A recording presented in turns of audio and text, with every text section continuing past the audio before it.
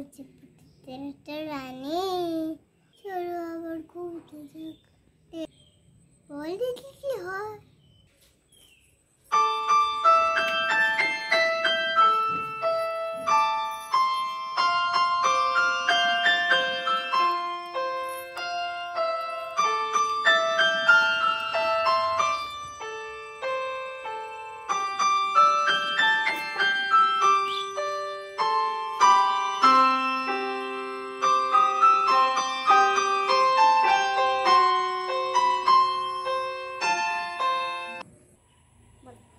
আমি কোথাও ফুল পেলাম না, এবার আমি কোন ফুলে যে বসছে বাবা।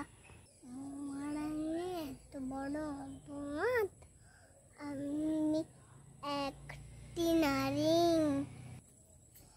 আমি প্রজাপতি যে রানী যে কালো প্রজাপতিটাকে আমি আদেশ করি, কালো প্রজাপতি তুমি চলে এসো।